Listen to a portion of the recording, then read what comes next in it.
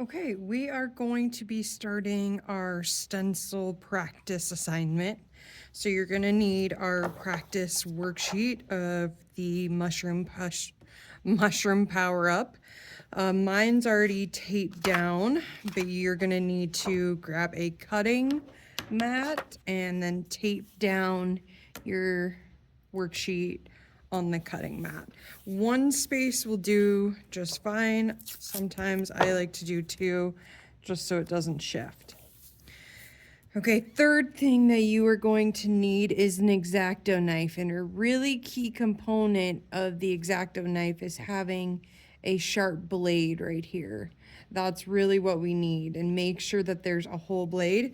If you don't have a whole blade, get yourself a new one. There's a bunch of these little containers in our second drawer where all of our cutting mats are at. Just throw away the old ones and get a good one.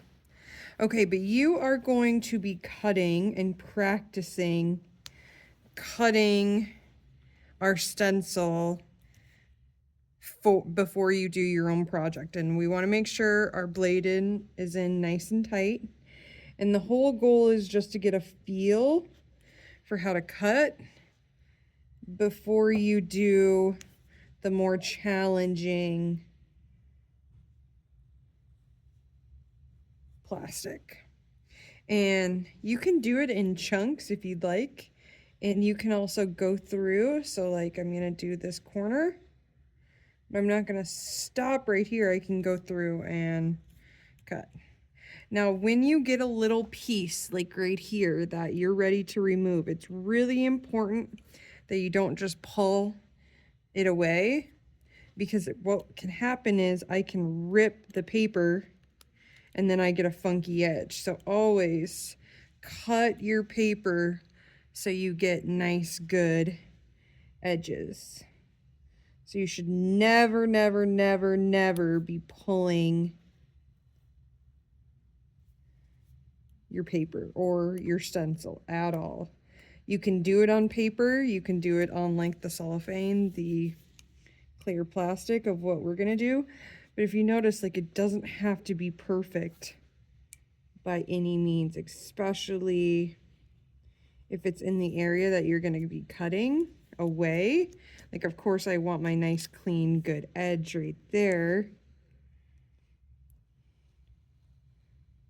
But even if I go into my area, it is fine because I'm gonna be cutting all of that away.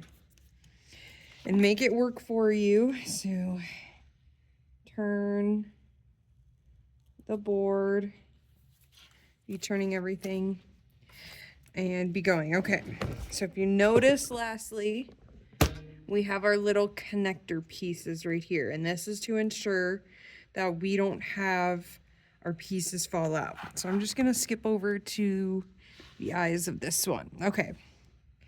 So as you can see, like the eyes right here, they don't fully connect. So I am going to be just cutting these out, making sure I get a nice clean edge, and then not ripping.